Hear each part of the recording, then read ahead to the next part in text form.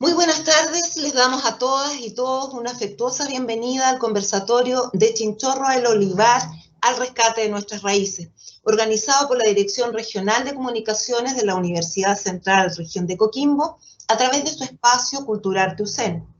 Esta actividad, transmitida por Microsoft Teams, va a ser grabada. Les pedimos a todas y todos que a su término respondan la encuesta en el enlace publicado en el chat o a través del código QR. Su opinión es muy importante para nosotros. Del mismo modo, y para facilitar las condiciones técnicas, les sugerimos dejar apagados sus micrófonos. Hoy vamos a hablar de rescate patrimonial, de raíces, de identidad. Haremos con nuestros invitados, a través de sus experiencias, un recorrido para compartir elementos comunes y distintivos que permitieron construir esto de ser nortinos. Para ello nos acompañan hoy José Barraza Llerena, de la región de Arica y Parinacota, secretario ejecutivo de la Corporación Chinchorro Marca, que gestionó ante la UNESCO la declaración de la cultura chinchorro como Patrimonio de la Humanidad. Mauricio Lorca, antropólogo, investigador de la Universidad de Atacama, y Paola González Carvajal, abogada y arqueóloga jefa del sitio del Olivar. En la primera parte vamos a escuchar las intervenciones de nuestros invitados que nos van a contar sus experiencias. Vamos a partir por el norte. Damos la bienvenida a José Barraza, profesor de Historia y Geografía, con experiencia docente y en el trabajo en pro de la conservación y protección del patrimonio cultural y natural regional, con estudios de magíster en Antropología y Desarrollo y en Gestión Cultural, Patrimonio, Turismo y Naturaleza. Actualmente secretario ejecutivo de la Corporación Chinchorro Marca, cuya misión es la gestión y conservación de los sitios de la cultura chinchorro, que el 27 de julio de 2021 la UNESCO ha reconocido como Patrimonio de la Humanidad. Bienvenido, José, te escuchamos.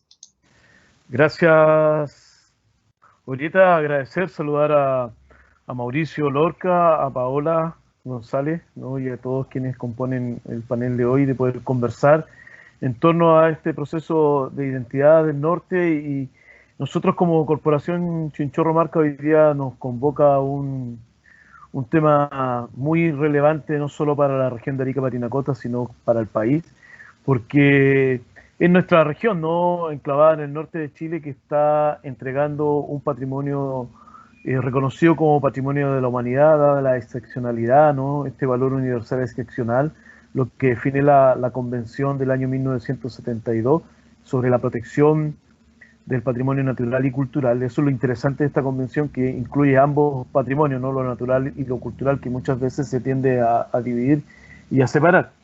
Y ante esta misión nosotros hemos venido trabajando ya desde hace, vamos a cumplir 2 años.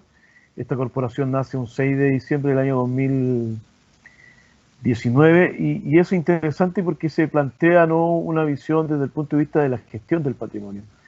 Sabemos que en el norte de Chile, a pesar de donde reina la aridez, uno podría decir, también reina la diversidad, ¿no? Hay elementos culturales y naturales muy importantes. Y es fundamental poder hablar de los aspectos de la gestión del patrimonio cultural y natural, porque es un elemento relevante, porque todos admiramos mucho los espacios que la naturaleza nos ha entregado y muchos de los espacios culturales que nuestros ancestros nos han dejado en el pasado, pero mucho de este patrimonio que se plantea muchas veces ponerlo en valor y que los turistas, o ponerlo al servicio del turismo, ¿no? Surge este binomio turismo-patrimonio, que es interesante, pero hay que gestionarlo. Y es ahí donde surge estas nuevas tendencias que en el mundo ya están instaladas hace bastante tiempo, y en nuestro país poco a poco se ha ido entendiendo y comprendiendo que los bienes culturales que tienen el valor patrimonial tienen que ser administrados. Y desde ese punto de vista, perdón, la Corporación Chinchorro Marca, que surge producto del anhelo de la región, ¿no?, de tener a la cultura chinchorro inscrita en la lista de patrimonio mundial, nos entrega desafíos, ¿no? Y esta corporación nace por el interés de la Universidad de Tarapacá. Son casi 50 años de investigación, ¿no?, en forma ininterrumpida. Si bien es cierto, la universidad es mucho más nueva, pero hay toda una herencia de investigación del antiguo museo regional creado por los próceres, ¿no?, entre comillas, de la arqueología, sin siendo arqueólogos, don Luis Álvarez, un homenaje para ellos, en paz descanse, don Sergio Chacón, también don Percy Lauerberg y Guillermo Focacci, ¿no? Y lamentablemente se le une en ese camino también por su trabajo y su reconocimiento a Luis Briones Morales, que en paz descanse, que nos dejó, ¿no?, en este plano terrenal en este año. Y yo creo que ese legado que ellos nos dejaron y que la Universidad de Tarapacá lo ha seguido teniendo, nace este interés, ¿no? Y además sumado también por la vocación que hoy día tienen los municipios de Camarones y de Arica en poder trabajar en esta excepcionalidad, ¿no?, que tiene la inscripción de la cultura de Chinchorro como patrimonio. Yo creo que es un elemento fundamental que tenemos que ir plasmándonos, ¿no? Porque vemos que hay muchos sitios a lo largo y ancho de este país que se ponen en valor por otras instituciones, pero después nos tenemos que hacer la pregunta: ¿quién lo administra? ¿Quién lo cuida? ¿Quién lo gestiona? Y ahí es clave, ¿no?, el rol de las comunidades en esta corporación, ¿no?, de la que yo le hablo, Chinchorro Marca, las juntas de vecinos, ¿no?, como una instancia de participación comunitaria, son socias nuestras, falta solamente la firma administrativa, pero siempre se pensó en tener la participación de ella en la administración de estos sitios, vincularlos. Yo creo que son aspectos fundamentales. Y bueno, nuestro patrimonio Chinchorro habla de por sí solo lo magnífico que representa, ¿no? No solamente la momificación, sino que entender y comprender y entregarle a las nuevas generaciones esa visión de mundo que esta cultura que vivió aproximadamente hace unos 7.000 años atrás nos hereda, ¿no? El manejo ante estos desafíos que también nos pone hoy día la modernidad, el producto del cambio climático, ¿no? Todos aquellos elementos que hemos heredado nos hacen reconocer a una cultura que tuvo una forma de vivir, ¿no? A pesar de ser, digo a pesar, ¿no?, pero son jergas o conceptos que uno incluye en su lenguaje, pero ellos desarrollaron no solamente el sistema de modificación artificial hoy día reconocido como el más antiguo del mundo, sino que aspectos de manejo del territorio de una sustentabilidad importante. Y hoy día admiramos, ¿no?, estos grandes conchales que tienen más de 5 o 6 metros de altura, ¿no?, porque hay algunos que están excavados, ¿no?, sobre todo en la desembocadura de Camarones, y nos muestra y nos refleja esa relación con el mar, ¿no? Una sociedad que desde el punto de vista, uno la define como una organización de bandas de cazadores recolectores y de pescadores especializados que fueron capaces, ¿no?, de adaptarse a una vida en uno de los ambientes más áridos del mundo. Entonces, y eso hoy día se hereda, si bien es cierto, no hay ningún grupo humano que desde el punto de vista biológico o genético se dice que es descendiente de los chinchorros, de esta cultura llamada chinchorro, pero sí desde el punto de vista del manejo del territorio, ¿no? Hoy día tenemos hombres, mujeres que están pescando, están mariscando, ¿no?, y esos productos se expenden en los mercados, ¿no?, en el terminal pesquero en nuestra ciudad, en algunas ferias, y después esos productos no marinos van al paladar, ¿no?, al desguste, a través de la gastronomía, a través de un restaurante, y también lo que uno consume en su casa, un buen pescado frito, ¿no?, un rico mariscal, un ceviche, y ahí está la esencia de cómo vamos construyendo identidad en nuestro territorio. Ese es el aporte, no solamente generalmente uno cuando habla de la cultura chinchorro tiende a inmediatamente hablar de las momias, ¿no? Pero las momias es un ingrediente más, si bien es cierto, es lo que genera esta excepcionalidad, este valor universal y excepcional que define la convención, pero también está esta forma de habitar el territorio, ¿no? Y yo creo que UNESCO, al revisar el expediente, ¿no?, porque también se plantea toda esta herencia cultural desde el punto de vista territorial que hoy día se palpa, se vive en las costas del norte de Chile y sobre todo de Camarones, ¿no?, donde tenemos hoy día una comunidad viviendo en este territorio, y también en la ciudad de Arica cuando uno va al terminal pesquero o recorre la costa, ¿no?, desde la desembocadura del río Yuta hasta el sector de Cuadra-Danzota, ve gente común y corriente pescando con su caña de pescar, ¿no?, lo más sofisticada del momento, o con su tarro sencillo, con un laino, ¿no?, pescando, ¿no?, con la lienza, los anzuelos, las carnadas, o siguiendo hacia el sur, hacia la Cuadra Danzota en la costa alta, mariscando, con sus chopes hechos de fierro, con sus chinguillos hechos de redes de pesca, ¿no? Entonces, uno va palmando y va digiriendo esta identidad cultural que está ahí presente hasta el día de hoy, ¿no? Esta forma de habitar, ¿no? Este rico, a pesar de toda la explotación que las empresas no han desarrollado en torno a nuestro mar, todavía quedan recursos de poder explotar en esa recolección muy cotidiana que hacen nuestros pescadores y que posteriormente salen a entregar a algunos restaurantes o los venden en los negocios. Yo creo que ahí hay elementos interesantes de poder conversar. Y esta identidad cultural chinchorro, ¿no? Se expresa en nuestros artistas cultores que han ido plasmando en el teatro, la música, la literatura, se han inspirado, ¿no? En esta cultura que nos antecedió hace 7.000 años atrás y que hoy día admiramos no solo por el reconocimiento de UNESCO, sino que porque es parte de nuestra, porque es parte de la forma de habitar del ariqueño y del parinacotense, porque es parte de nuestros pisos ecológicos. Tenemos mar, los valles costeros, Azapa, Yuta, Camarones, los valles precordilleranos y el altiplano. Entonces, en esta mezcla de paisajes, de pisos ecológicos, fluyen productos alimenticios que se van plasmando, productos de la tradición y de la continuidad y del cambio, ¿no?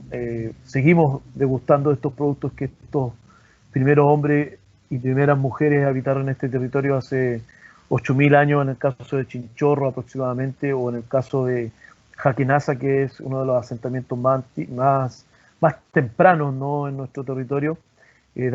Hablan, ¿no? Y nos hacen hablar, nos hacen relatar que tenemos 11.000 años de ocupación humana en Arica y Parinacota. Es un poco, Orieta, contar en forma inicial la relevancia que tiene para nosotros inscribir un segundo sitio en la lista de Patrimonio Mundial como región.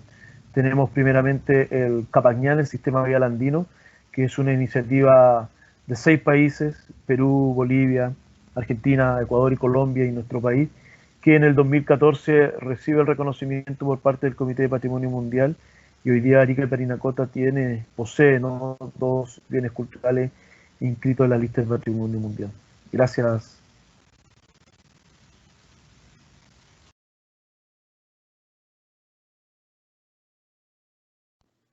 Estás en silencio, Orieta. Gracias. Muchas gracias, José. Vamos a retomar algunos de los puntos que tú estás planteando en la segunda parte de la conversación. Ahora vamos a presentar a Mauricio Lorca. Él es antropólogo, magíster en Historia de la Universidad de Chile, magíster en Estudios del Desarrollo de la Universidad de Ginebra y doctor en Gestión de la Cultura y el Patrimonio de la Universidad de Barcelona. Actualmente es investigador del Instituto de Investigaciones en Ciencias Sociales y Educación de la Universidad de Atacama. Posee experiencia en docencia, investigación y gestión en minería, patrimonio y pueblos originarios. Bienvenido, Mauricio. Tú marcas también, al igual que José, la incorporación de la perspectiva de otras regiones en las actividades nuestras, así que bienvenido. Muy bien, lo celebro. Un saludo cordial y afectuoso a todos los que nos escuchan, a los miembros del panel, a ti, Orieta. Y nada, agradecerte la invitación. Ahora, como tú señalabas, esta reunión, este espacio de conversación lleva por título de Chinchorro al Olivar, el rescate de nuestras raíces. Claramente el chinchorro y el olivar ligado a la cultura diaguita arqueológica tienen que ver con culturas indígenas, con pueblos indígenas. Yo me voy a referir a algo que no es necesariamente indígena, pero que lo incluye. En esta primera parte se nos conmina, se nos solicita referirnos a elementos comunes y distintivos de la identidad nortina desde nuestras respectivas experiencias. A ver, en primer lugar, comentar a propósito de experiencia.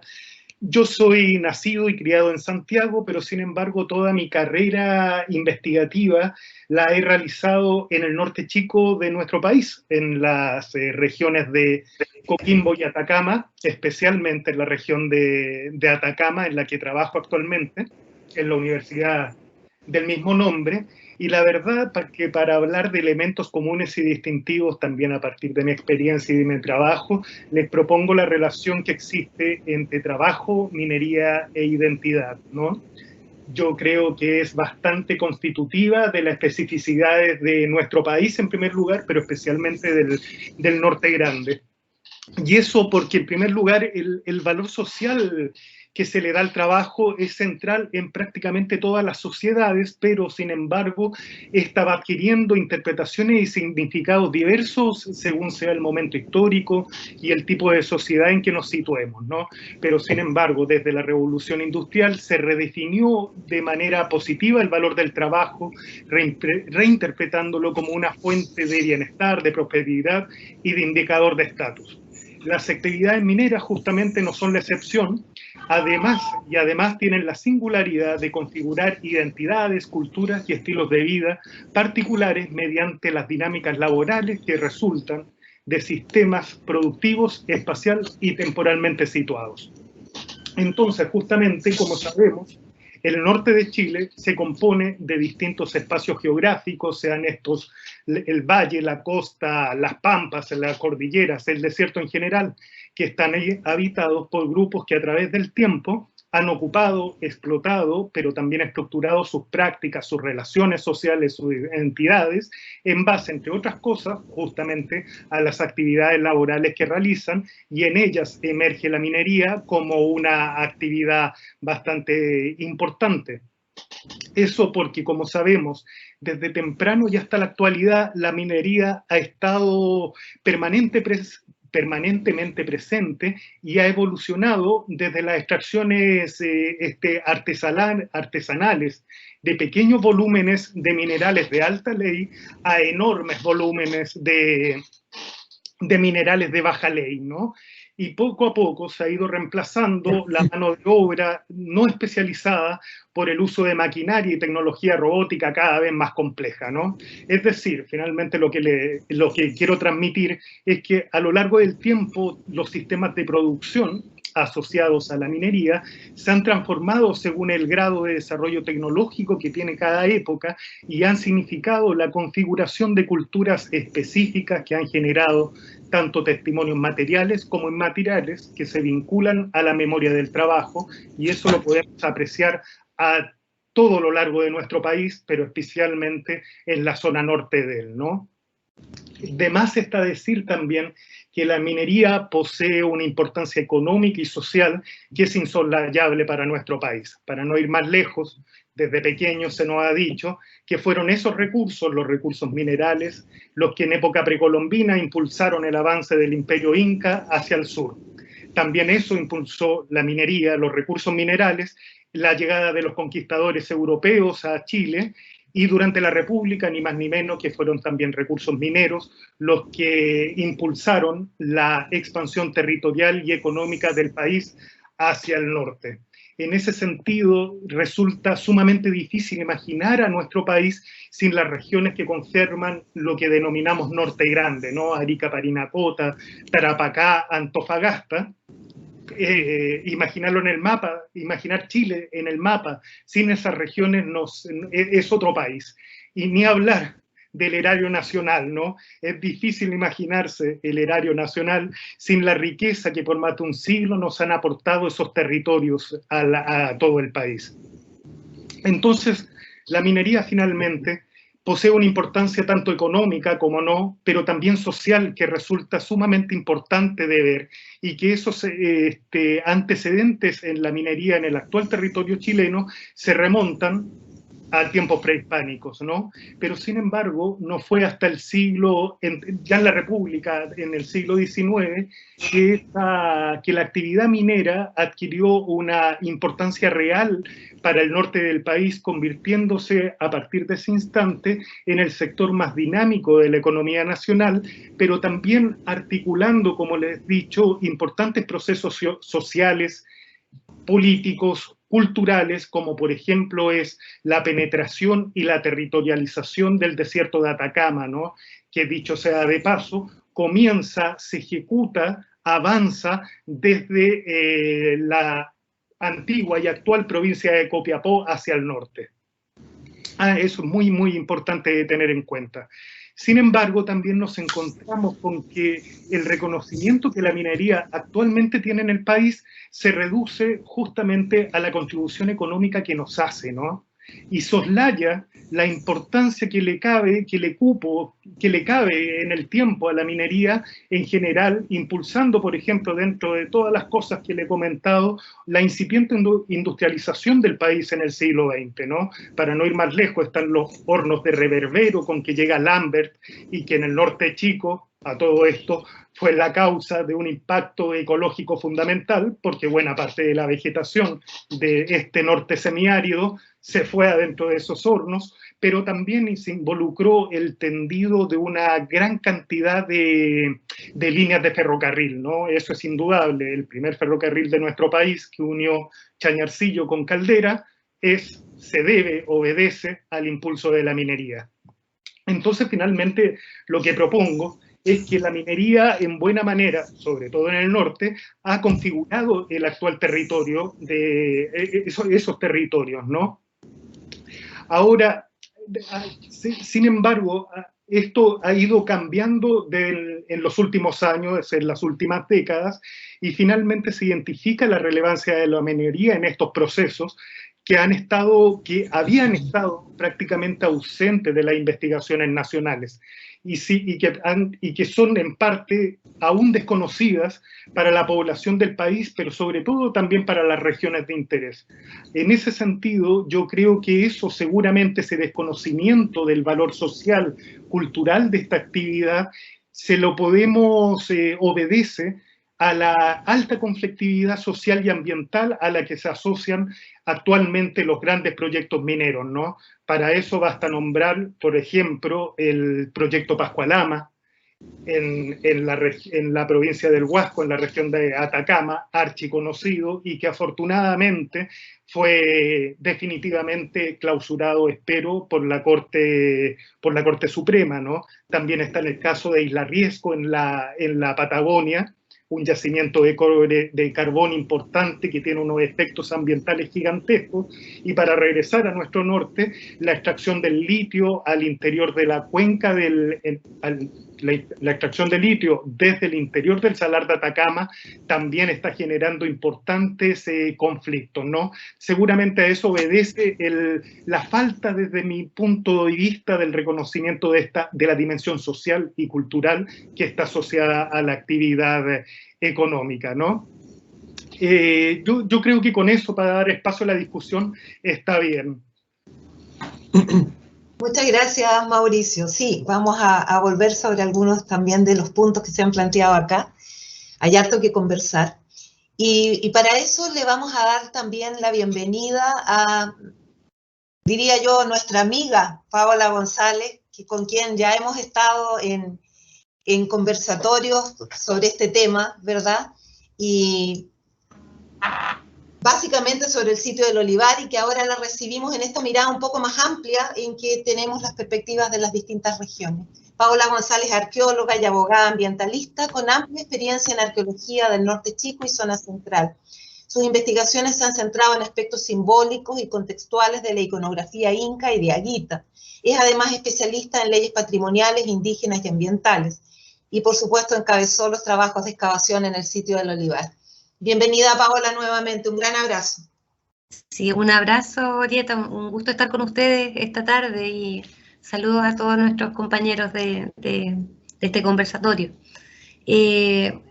Al parecer, ¿no es cierto?, lo que nos convoca es un poco ver si existe algo así como una identidad, ¿no es cierto?, del norte, de las personas del norte.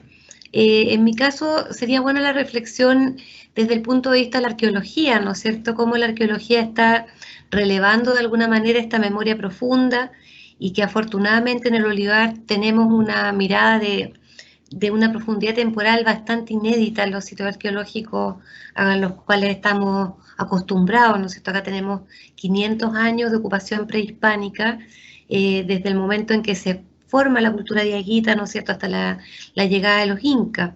Entonces hay varias aristas desde donde observar esto, como tú dices, desde una mirada más amplia, ¿no es cierto?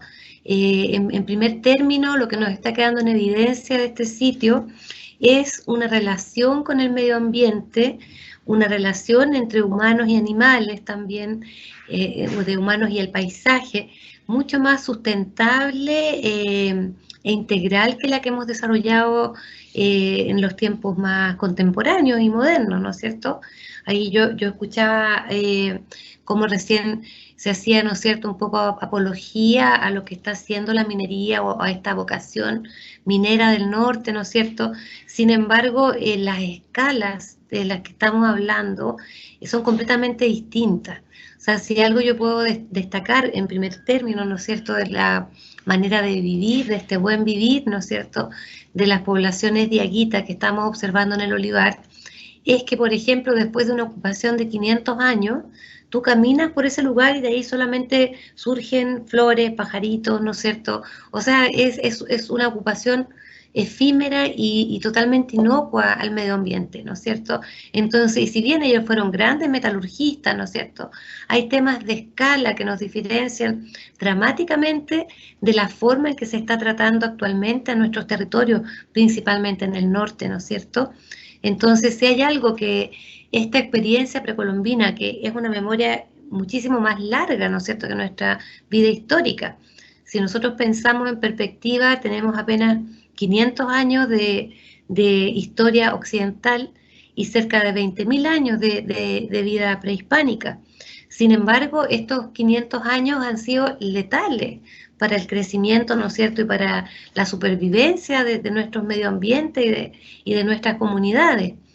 Afortunadamente, en el sitio del olivar estamos descubriendo muchas líneas de continuidad con el presente. Tenemos, por ejemplo, evidencias de que muchas de las prácticas, por ejemplo, a nivel de los bailes chinos que todavía sobreviven, hay flautas que se encontraron en el olivar, flautas de hueso que son muy semejantes, hay prácticas en cuanto al patrimonio alimentario que también nos están dando información, ¿no es cierto? Acá tenemos especialistas de arqueobotánica, de arqueofauna, que están revisando tanto los basurales como el interior de las vasijas, y ahí tenemos una gran cantidad de alimentos y de formas de aprovechar, ¿no es cierto?, los recursos muy semejantes a la de las poblaciones del área rural, del mundo del norte chico, ¿no es cierto? Entonces hay efectivamente líneas de continuidad muy importantes. Entonces yo pienso que en este momento de gran crisis, ¿no es cierto?, en el cual estamos como humanidad, ¿no es cierto?, con la pandemia, con el derretimiento de los hielos, etcétera, todo este estrés al que estamos sometidos, si debemos mirar hacia alguna parte, debiésemos hacerlo hacia nuestras raíces, ¿no es cierto?, nuestros pueblos que vivieron y se asentaron en nuestros valles de manera amable, ¿no es cierto? Que la diferencia que se hizo, que eso es evidente también en las prácticas mortuorias del sitio del olivar, entre la naturaleza y la cultura, ¿no es cierto?, entre los humanos y los animales, es totalmente desdibujado, ¿no es cierto? Hay un encuentro mucho más profundo con la naturaleza, con los animales, que realmente representan de alguna manera una nueva vía de relación. Entonces yo pienso que en este momento de redefiniciones profundas en que estamos involucrados como país, ¿no es cierto?, con una nueva constitución en ciernes, debiésemos mirar o acercarnos a la mirada de nuestros pueblos precolombinos y de las comunidades indígenas que todavía sobreviven en el presente, en varios aspectos, por ejemplo, la defensa de los paisajes culturales. No puede ser que la gran minería se asiente en la cabecera de nuestros valles, succionando todo el agua, contaminando nuestros recursos, desplazando comunidades. O sea, ¿cuál es el desarrollo que queremos? Yo creo que esas son las grandes preguntas donde es muy pertinente lo que estamos encontrando en el olivar y que va a dar la oportunidad de un diálogo profundo y de una revalorización de las comunidades indígenas del pasado y del presente.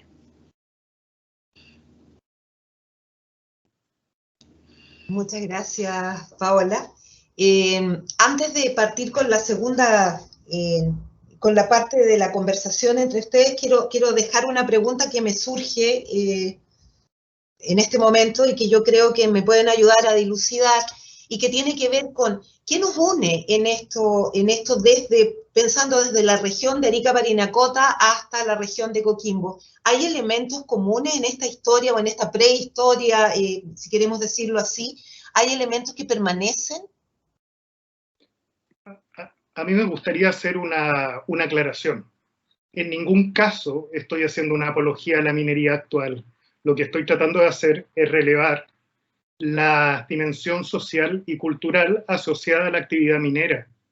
Evidentemente que la minería que se llevó a cabo en la época precolombina a la actual son de magnitudes colosales y de ninguna manera voy a estar de acuerdo en que proyectos mineros se instalen en las cabeceras de las cuencas, como lo intentó Pascualama, afectando los glaciares, o por ejemplo la minería del litio, que para obtener 1 tonelada de litio evapora 2 millones de litros de agua en un territorio hiperárido. Simplemente una aclaración.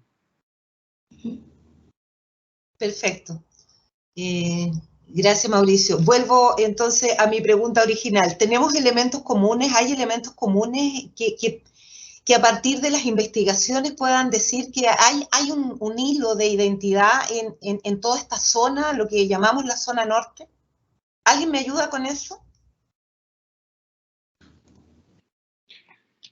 Yo me atrevería nuevamente, a partir de la temática que estoy proponiendo como hilo identitario, nuevamente relevar el rol que ha tenido la minería, por ejemplo, en el poblamiento del Norte Grande, exactamente La Pampa, del desierto de Atacama, de las regiones de Tarapacá y Antofagasta, porque ni más ni menos fueron contingentes de población, hombres, mujeres y niños, que partieron a la explotación del salitre y que conformaron justamente una cultura específica como es la pampeana, y que esas relaciones todavía se palpan, ¿no? Todavía están muy presentes. De hecho, la mayor parte de la gente que es nacida y criada en el norte semiárido tiene familiares, y tiene toda una historia que la vincula con, por ejemplo, la región de Antofagasta, ¿no? Indudablemente que ahí hay un hilo que podríamos tirar y encontrar, ¿no?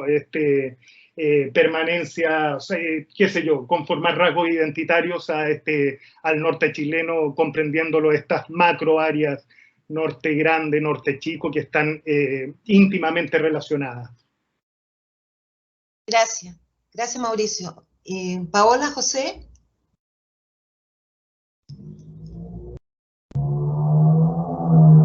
Sí, Adelante, Paola. No, dale. Sí. Bueno, yo me atrevería a decir que hay elementos identitarios, ¿no? Que primero, que nuestros territorios han sido ocupados previamente a lo que hoy día llamamos Estado-Nación por estas sociedades, ¿no? Que hoy día llamamos pueblos originarios, que trascienden hasta el día de hoy y que se han ido descubriendo, ¿no? Producto del desarrollo, tanto en la costa, en los valles, en lo que actualmente es cada una de nuestras ciudades, hay presencia, ¿no? De estos pueblos originarios que producto del desarrollo se han ido descubriendo, y en los procesos investigativos vemos que hay formas de habitar, ¿no? Porque habitar el desierto, a pesar que en la tercera y cuarta, en la región de Atacama y en la región de Coquimbo tenemos una zona semiárida, pero igual predomina, ¿no? La aridez, y ahí hay todo un conocimiento de la forma de habitar, ¿no? Tanto en lo que es Arica, Parinacota, Tarapacá y Antofagasta. Entonces ahí hay elementos de cómo habitar, y también hay elementos que aprender, ¿no? Producto de este cambio climático que ya se ha hecho presente en nuestro territorio, y ahí hay que sentarse a dialogar, a reflexionar en torno a cómo estas sociedades del pasado hicieron frente también a estas situaciones que hoy día nos vemos enfrentados nosotros. Yo creo que ahí hay un proceso de conocimiento muy, muy importante. Eso es un elemento identitario que nos une, ¿no? Y sin duda hay muchos aspectos que nos hacen ser distintos unos a otros, pero si hay algo común en la presencia y la posibilidad que nos ofrecen los asentamientos de estas poblaciones de poder aprender cómo enfrentarnos y cambiar nuestros paradigmas de vida que hoy día tenemos en nuestro país. Gracias. ¿Paola? Sí, la verdad que hay tantas capas en tu pregunta, porque parecidos cuándo, parecidos quiénes, ¿no? Porque todos hemos caído un poco dentro de lo que es esta aldea global, ¿no es cierto?, sobre todo a partir de mediados del siglo XX en adelante, en que no es muy difícil, no es muy distinto lo que está pensando un niño, no sé, pues en Corea del Sur, de un japonés, de alguien que vive en Nueva York y en Chile. Estamos un poco sometidos a esta misma unificación. Quizá yendo hacia atrás en el tiempo haya más elementos en común y como dice Mauricio, puede que, claro, que la minería haya sido un pilar importante sobre el cual se han construido nuestras sociedades, sobre todo en el norte chico, pequeña minería, agricultura, siempre han sido las actividades tradicionales de las económicas, digamos, antes de que llegara tan fuertemente, ¿no es cierto?, la industrialización y todo lo que conocemos. No me atrevería a ir mucho más allá porque creo que la pregunta tiene muchas capas. Yo me atrevería a agregar algo ahí, justamente a propósito de las capas, lo complejo que es la pregunta, que es paradójica la pregunta, el buscar una identidad a este norte grande, inmenso, a este territorio enorme, cuando justamente todo se dirige a reconocer la diversidad que existe en esos territorios, ¿no? Entonces, claro, buscar una identidad para todo el norte es extremadamente difícil cuando vamos en el sentido contrario, en identificar e impulsar las diversidades del territorio, y ahí, por ejemplo, aparece la cuestión, la cultura chinchorro, ¿no? Que José muy bien decía que una de esas características era justamente su adaptación al territorio. Sí, en ese sentido, justamente iba un poco la pregunta, y por eso les quiero preguntar a ustedes ahora, ¿cuál es la importancia de este rescate arqueológico y patrimonial de las distintas culturas para las comunidades de nuestras regiones hoy? ¿Por qué es importante rescatar? ¿Por qué es importante conocer? Bueno, si quieres parto dándote mi opinión. Yo creo que en nuestra área, por lo menos, ha sido muy importante, porque esto se suma también a un proceso que había partido ya con antelación, pero no con mucha antelación, que es la reetnificación de la cultura diaguita, la revitalización de su cultura. Entonces, el hallazgo de estas proporciones, ¿no es cierto?, y de esta riqueza cultural, ha sido una gran fuente de inspiración y de conocimiento que está nutriendo estas reivindicaciones, ¿no es cierto? Y la visibilización que ha tenido el sitio también ha permitido que también mucha gente que no estaba especialmente interesada en lo que es la arqueología se haya acercado, digamos, a conocer estos hallazgos. Nosotros, te digo, por ejemplo, tenemos una página de Facebook que no tiene ninguna inversión ni nada, pero hay 14.000 seguidores, entonces eso te señala que hay un gran interés en estos temas y ahí se produce un círculo virtuoso, ¿no es cierto? Porque estamos generando información, esta información se está llegando con bastante rapidez, digamos, a las comunidades y se está generando también una búsqueda de nuevos reconocimientos, o sea, desde que fue la primera comunidad, la comunidad de Aguita Taucán, la primera en ser reconocida en la cuarta región, el año bastante reciente, como 2013, ya hay una enorme cantidad de comunidades de Aguita que se están autorreconociendo y legitimando, digamos, ante el Estado. Entonces yo creo que al menos en nuestra zona ha sido muy, muy interesante ese proceso. Gracias, Paola. ¿Alguien más quiere aportar?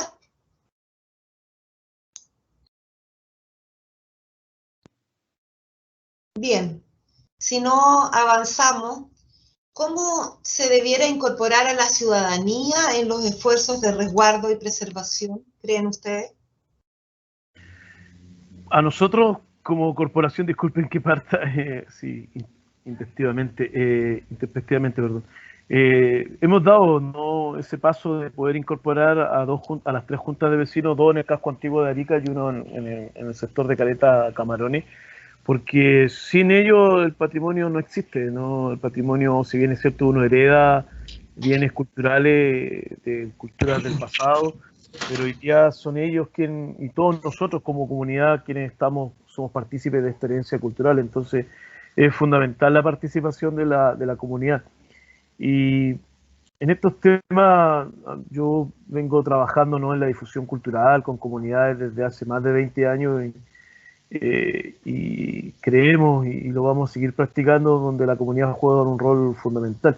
Pero no con estos términos de cómo hoy día está plasmada o ratificada la participación ciudadana en las leyes chilenas, sino que donde la comunidad realmente sienta viva el patrimonio, lo proteja, lo use, y yo creo que eso se logra en la medida que las personas son partícipes, ¿no?, de la toma de decisiones, por una parte, porque sí se puede, son ejercicios complejos sin duda, pero cuando hay voluntades se puede, y eso depende de cada uno de cada territorio.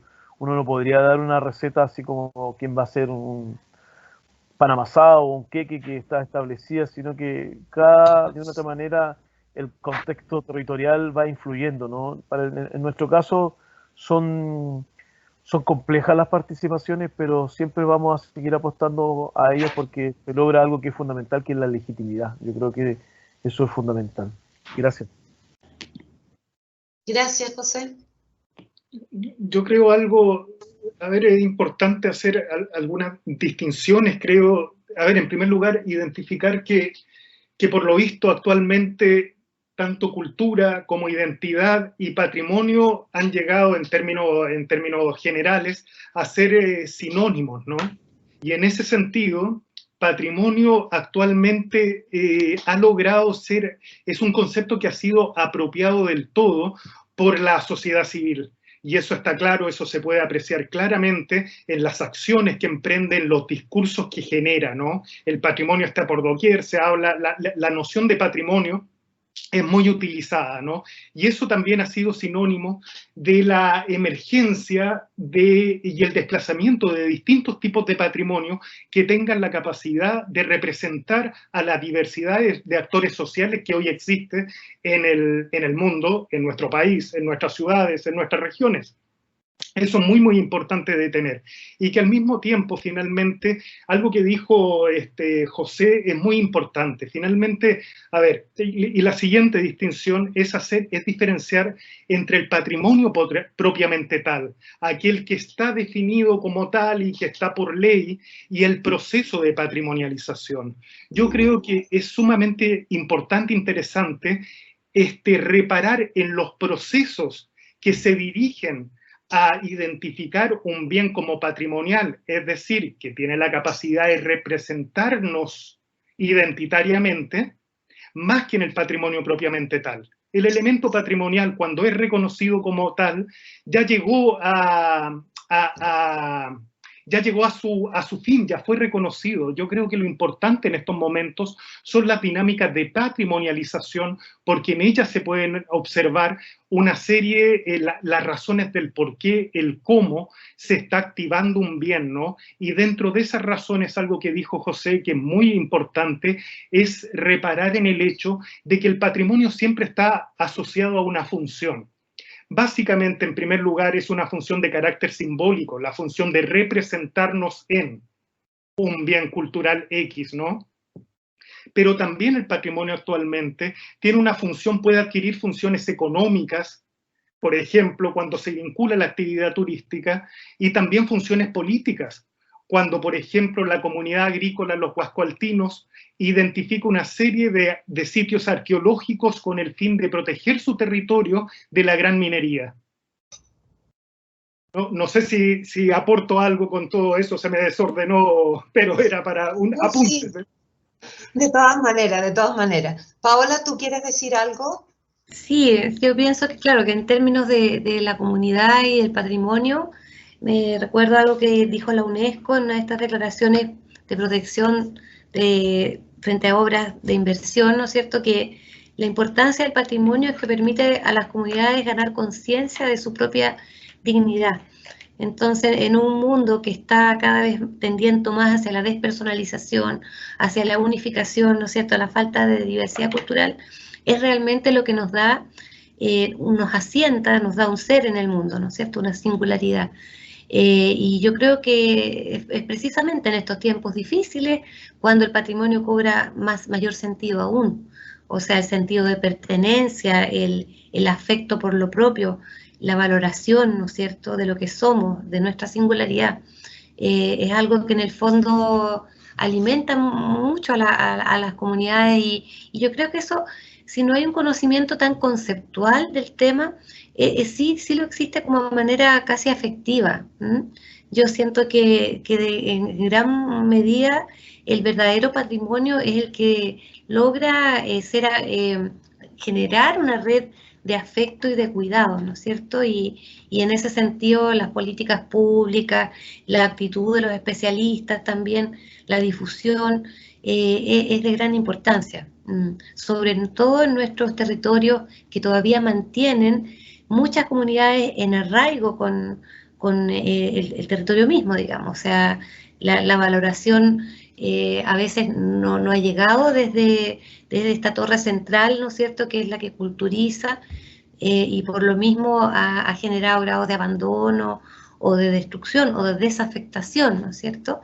Entonces yo creo que tenemos una tarea muy importante por delante en reforzar estos lazos que todavía existen en los territorios con estos patrimonios tanto ancestrales como generados, digamos, en tiempos contemporáneos. Sí, y en esos términos, para nosotros, por ejemplo, como Universidad Central en la región de Coquimbo, es muy importante, es un eje de trabajo en el ámbito cultural lo que estamos conversando. ¿Cuál es el rol que ustedes le asignan a la educación en este proceso? En la preservación, en el amor por lo que somos, por nuestras raíces. Sin duda es una herramienta fundamental, ¿no? Es la que nos abre los caminos, pero no solamente en la educación formal, sino que en todo ámbito de acción. Yo creo que el educar, el divulgar, el difundir hacia todo tipo de público, ¿no? Nuestro patrimonio es en una parte, y lo recalco, asegura la conservación de nuestro patrimonio cultural, de nuestra herencia cultural. Pero por otro lado también está el aporte que tiene que hacer el Estado a través de sus poderes, ¿no? Y en este aspecto, por un lado, el Poder Ejecutivo a través de las políticas públicas que vaya originando es fundamental, ¿no? Y también el Congreso, al aprobar determinados proyectos de ley que tienen que entregar herramientas en función no solamente a la declaración, a la protección, sino que a lo que yo planteaba, que tiene que ver con la gestión, ¿no? Cómo gestionamos este patrimonio. Yo creo que ahí hay una clave fundamental. Y en estos procesos de gestión del patrimonio cultural, en una definición amplia, la educación juega un rol clave, ¿no? En esta materia, porque toda la información que las universidades, los centros de investigación, los arqueólogos, ¿no? van generando, tiene que ser difundida, tiene que ser dada a conocer. Entonces, y hoy día, dada la modernidad que tenemos, el desarrollo de las nuevas tecnologías de la información y de la comunicación, estas famosas TIC, se prestan como para poder hacer mucho más amplia esta difusión a partir de lenguajes que son más comunes sobre todo para las futuras generaciones, de encantarlas, porque nuestros padres, nuestros abuelos y uno mismo vivió gran parte de lo que hoy día admiramos, cuidamos como patrimonio, porque fueron parte nuestra.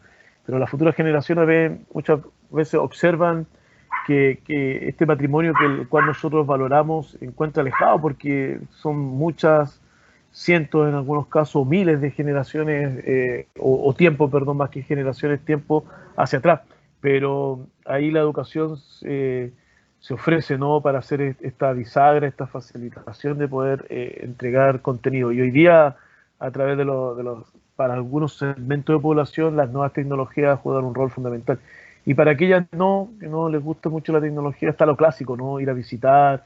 Aquí organizamos siempre salidas a terreno. Bueno, hoy día, producto de la pandemia, estuvimos como 1 año y medio encerrados, pero sin hacer este tipo de actividades. Antes era cotidiano, ¿no?, hacer estos paseos.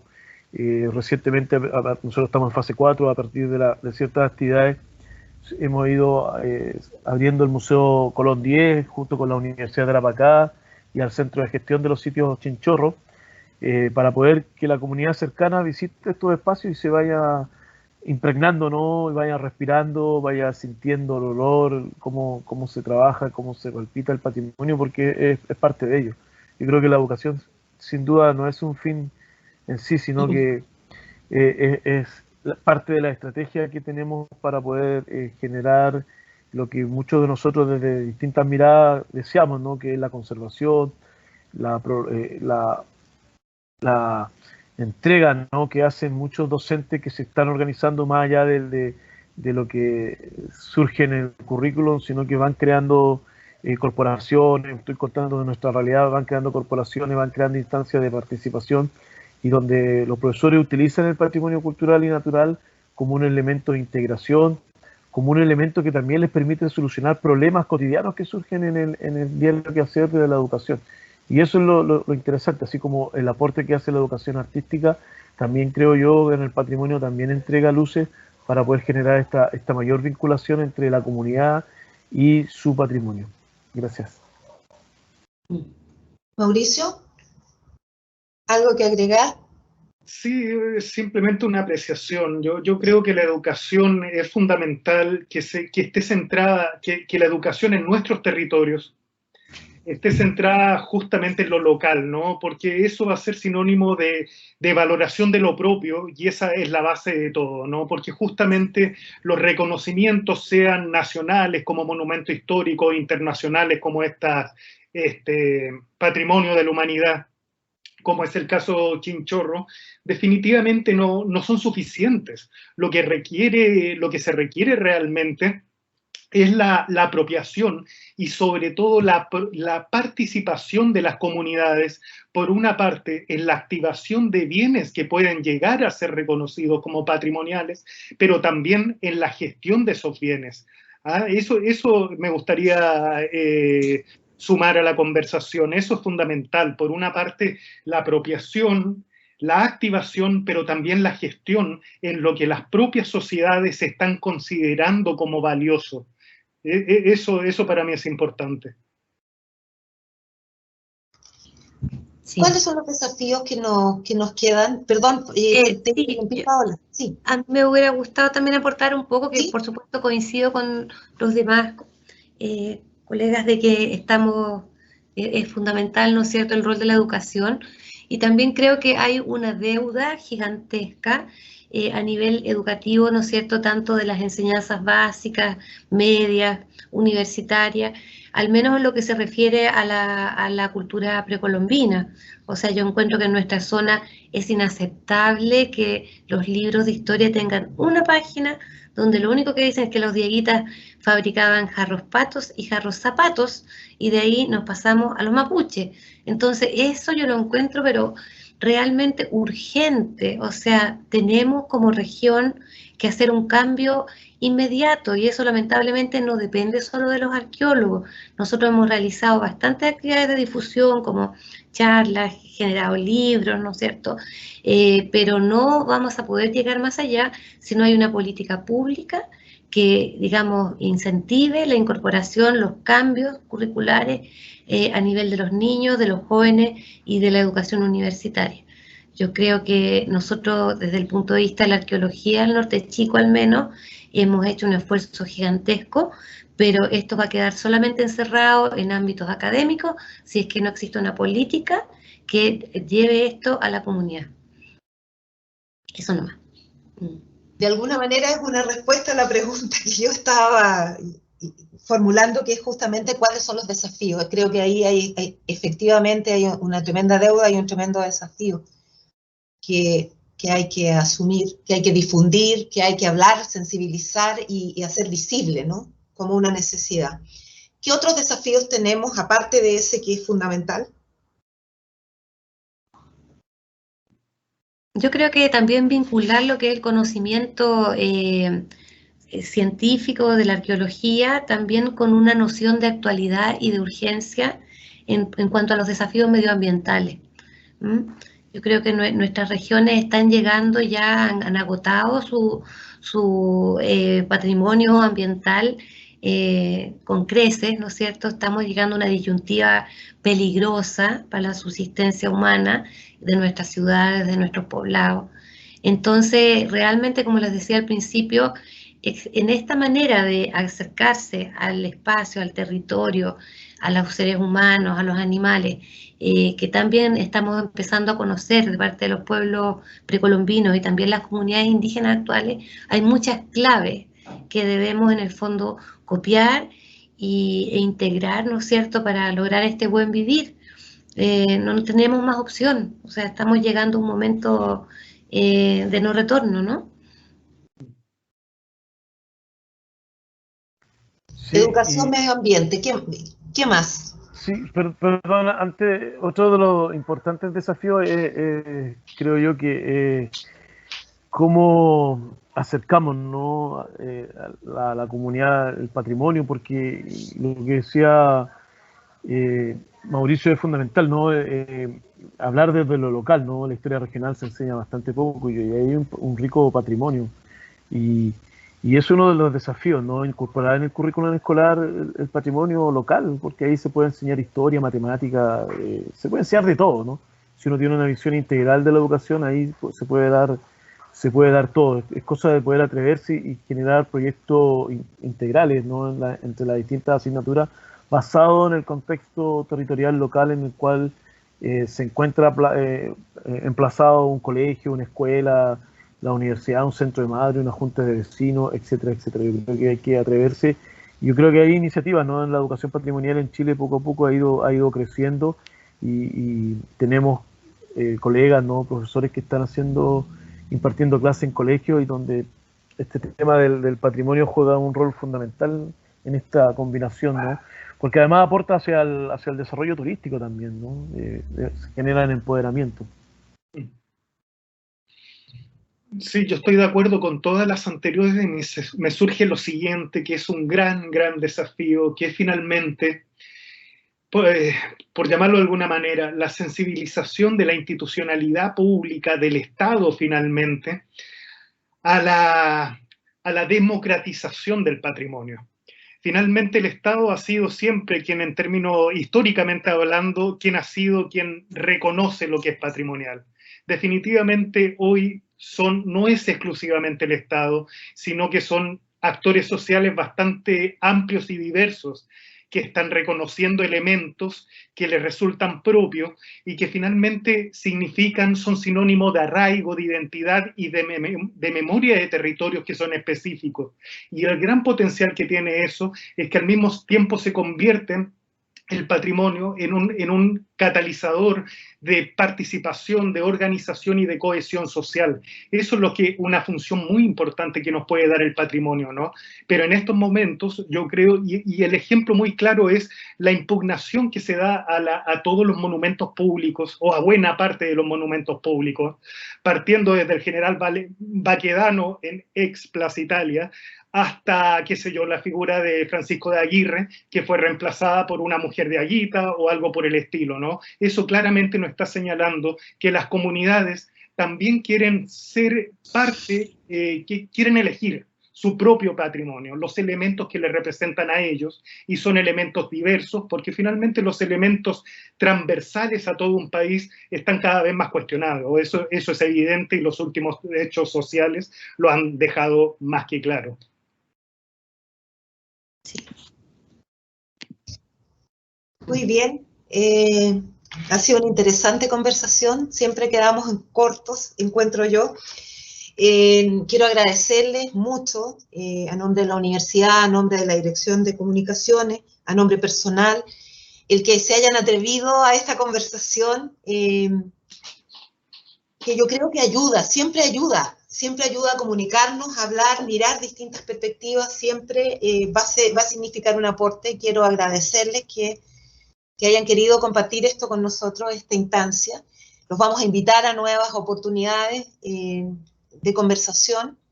Queremos agradecer también, por supuesto, a quienes se han unido a esta transmisión, contarles, por favor, que para nosotros es importante que contesten la encuesta que está en el chat, contarles que esta instancia de conversatorio va a quedar grabada en YouTube, en el YouTube de la Universidad Central Región de Coquimbo.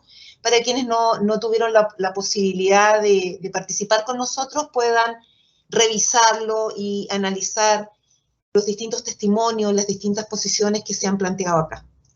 Eso, les mando a cada uno un gran abrazo, los mejores deseos en este segundo semestre de 2021 y espero que nos reencontremos en una nueva oportunidad. Muchísimas gracias y muy buenas tardes. Gracias a todos. Un abrazo. Chao, que estés muy bien. Y disculpa, Mauricio. No te preocupes, por favor, Paola. Chao. Un abrazo, chao.